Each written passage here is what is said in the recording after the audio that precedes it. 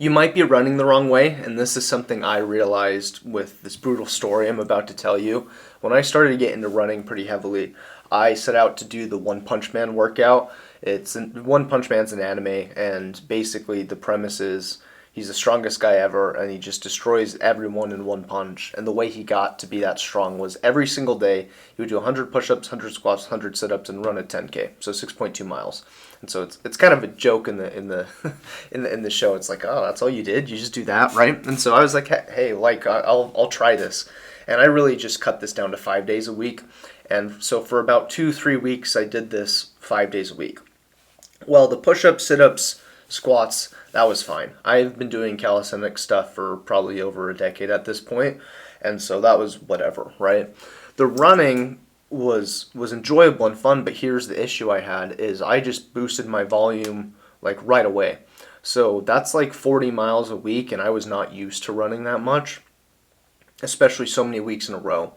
And so the first week went great, the second week was awesome, and around the third week I started to get massive shin splints. And this was painful and frustrating, and it made me take time off from running. And I started looking into shin splints online, and it was like these can take 6 to 8 months to heal. And I was like, oh God, like I just started to get into running, and now it's taken away from me. Well, I took that as a learning opportunity. And here's where I found some major issues people have with running. And it's really going to boil down to your form and the way you run. Next time you see someone running, I want you to watch them carefully as you're driving past them or maybe sitting outside. Watch how they look. Do they look like they're struggling? Do they look like they're kind of their body's competing with itself? Or do they look efficient and like they're flowing or maybe floating across the ground? Now, if someone's running really hard, they're going to struggle regardless. But what I want you to pay attention to is like, does it look like pleasant? Or does it look like they're really struggling, their arms are swinging side to side, and they're like stomping their feet into the ground, and like they're leaning backwards as trying to run forward? Like that's what I'm getting at.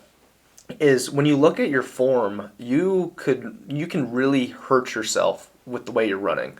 And in my opinion, running shouldn't be like painful all the time always. Like it should be enjoyable, and you should have easy days where you can just go out there, have low heart rate, and not be struggling, so you can just be with the running. And then yes, of course there's workouts and pushing yourself. So I'm on board with that, absolutely. It helps you get faster, mentally stronger, all of that. But you need to pay attention to your form. And this is something I realized when I got these shin splints is I was doing something called heel striking. And heel striking is like if this is your foot, here's your heel, here are your toes. As you're running forward, you're jamming your heel into the ground and trying to move through it, right? So think about it. You just like every step you're like hitting your heel. And so it doesn't really make sense that you're trying to stop yourself as you're moving forward. And so that's something I was doing, and the way I've had it explained to me is you're sending that shock wave up from the ground to your heel up through your leg, and that can cause injury and shin splints. And so I started to analyze this, and I realized, okay, I was heel striking. So what should I do? I should do more of a midfoot toe strike type of form because you're landing on the front and pressing off. It's like you're using that momentum. And that's something I started implementing as my shin splints came down. And I've never had shin splints since that original period of time, like 3 years ago, maybe 4 years ago.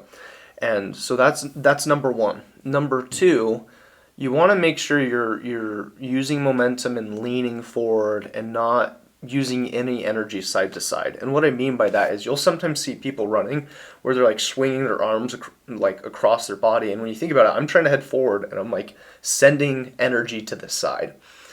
And so again, this is just taking away from your forward momentum, and you're spending extra energy on something that's actually counterproductive.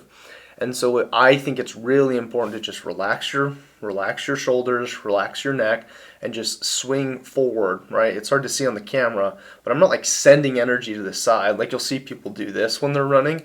That's energy going out this way when it could be used more forward, or just relax where you're not using more energy than you need to run.